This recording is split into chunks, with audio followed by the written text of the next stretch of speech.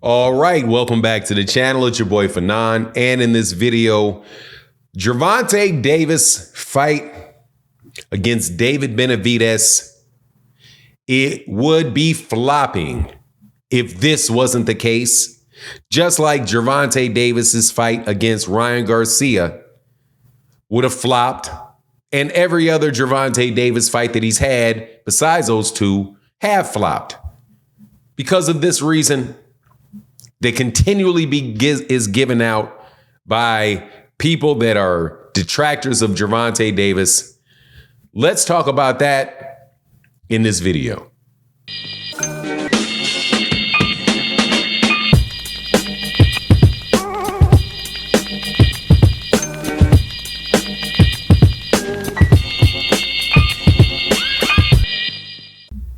All right, welcome back to the channel. It's your boy Fanon, and in this video, we're going to be in the 135-pound division, where we have a very big fight and a very big fight card coming up in just about a week. Not this the day of this video. The date of this video is 6/6/24, and on 6/15, Gervonta Davis will be fighting Frank Martin.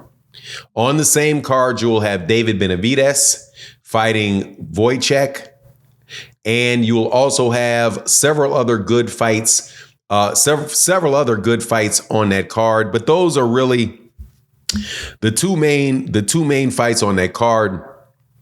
And so far, the ticket sales for that fight are expected to be somewhere around $13.9 million for the gate in Vegas. And this information coming right before information came out about how Devin Haney and Ryan Garcia performed in their gate. And by gate, I mean the ticket sales for the venue at Barclays Center back on April 20th of this year. And explanations that are being bandied about to explain those numbers in a way that will inevitably make Gervonta Davis and the PBC look bad. And the point is that people are making, and we're going to address, is that Gervonta Davis is only successful when he has a big name Mexican on the card with him. And other than that, he's a flop. Before I get into the details of it, let me welcome you back to the channel. If you're new to the channel, please accept my invitation to hit the subscribe button, hit the bell icon so you can be notified of when we release more videos. And if you're a longtime subscriber and supporter of the channel, thank you so much for your continued support. It really makes a big difference to the channel. Can't tell you how much I appreciate it. Sorry, I had to take a slight break to get these dogs who started barking. But thank you guys so much for your support. Let's get into this. So Gervonta Davis is going to be fighting David Benavidez, and the gate for the fight already is expected to exceed $13 million, just short of $14 million. For the gate is expected, and this is based off calculations of tickets that are already been sold, the capacity for the tickets for the venue's capacity, or the amount of sections that are open, and the number of tickets that are still available to be sold, which is around 1,100 according to the sources that we have. Next video I do, I'll make sure that I cite the source for that. But basically, it is a Twitter page that expressly releases numbers related to these type of events, and specifically for boxing. So fight should be doing well, right? This, and also you're looking at the fact that Ryan Garcia and Devin Haney did about a $4,300,000, roughly $4.35 million at their gate when they fought. And people were saying, oh man, it looked like Devin Haney flopped, Ryan Garcia flopped. It's, questionable, whether it's a flop based off your definition of a flop. I guess that's somewhat subjective. And it also depends on, it's also, depends on a lot of numbers that we really don't have. But, just eye-shotting it, yeah, kind of didn't look like it. It's not super impressive considering they scaled it for $13 million. They wanted to make $13 million or $14 million in the venue. So and they priced it to make that much money, and they only made basically a third of what they were trying to do. People call that a flop, and I can't argue with that. It's a solid argument for that. However, in order to talk about Gervonta Davis and in my opinion, drag Gervonta Davis down again, people started pointing out that Gervonta Davis only sold $23 million at the gate when he was with Ryan Garcia, which is a Mexican fighter.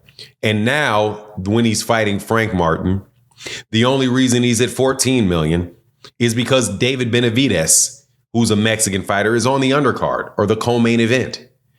And that's why the tickets are sold so well. Well, here's the problem.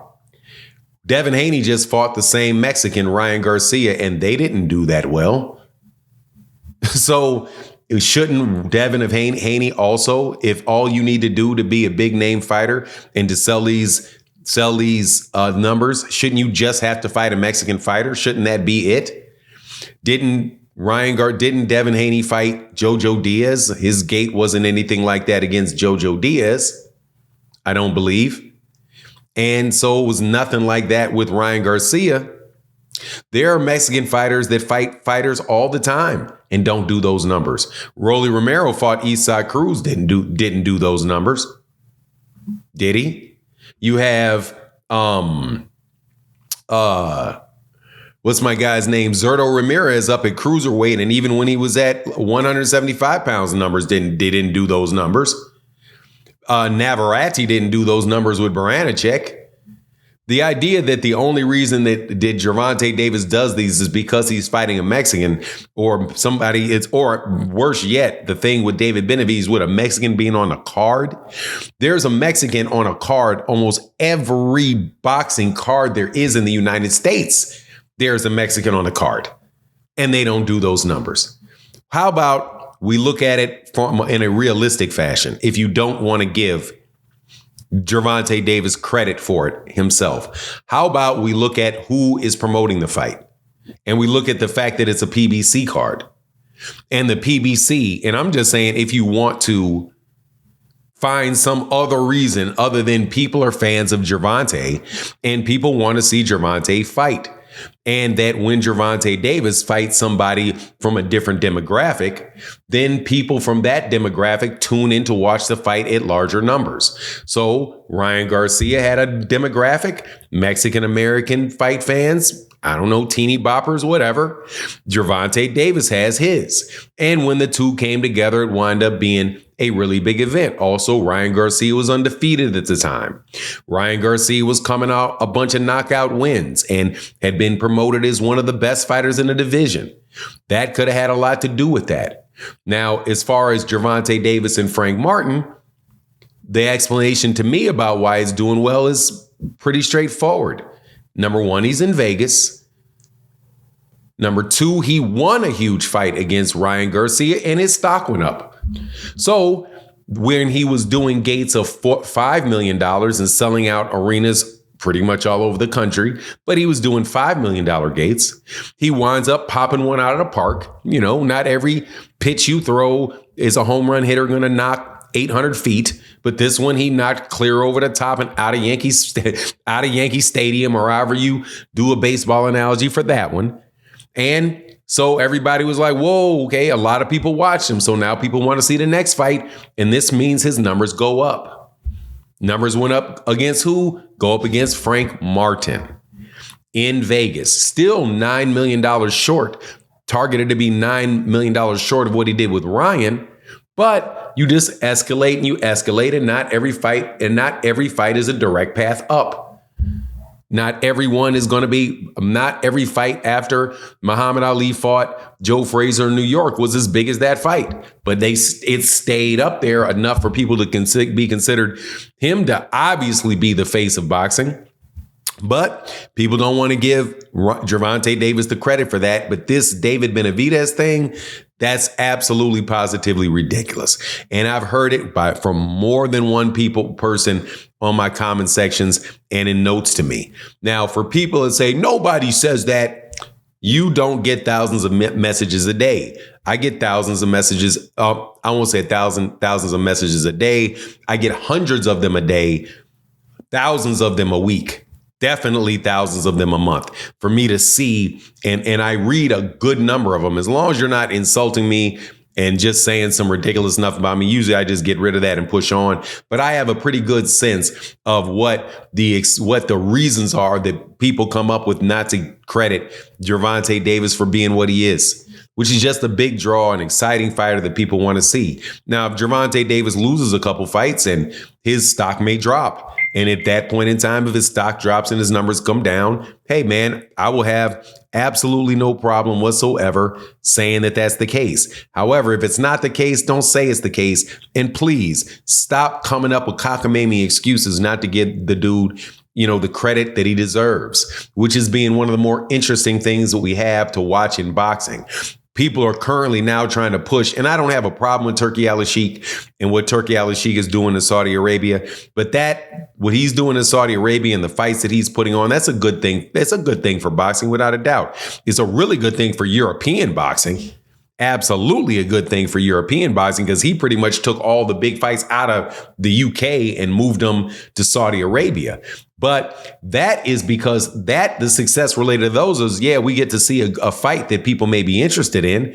And he himself and the people that back him are paying for these fights, but they're not fights that are generating a ton of fan interests.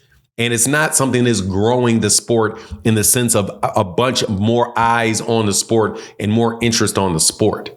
It may grow it as far as now there's a new geographic region that the fight's taking place in. But the fights that what the fights that people are interested in, because they pay for the fights. They travel to see the fight. They pay for the ticket at the venue, and they pay for the pay-per-view. You're not increasing the visibility of boxing in any type of way that you can truly confirm by putting out there how many people didn't pay for your fight. Well, we had 25 million illegal streams. You're telling me how many people didn't want to pay for your product. Okay, if you put free water and it doesn't taste good, people still pick up and probably sip the water if they're thirsty. Somebody may, if they can watch it for free, watch it if they're bored, dip in, dip out, or whatever. But are you doing anything that is really going to grow people's true interest? You have to have people willing to pay for it and do their part to support this thing, not just, hey, I'm just looking up on my computer. I may look at it for a couple seconds. Oh, that's a good one. No. Anyway, that's my take on the matter. Please let me know what you think in the comment section. And with that, I'm out. Deuces.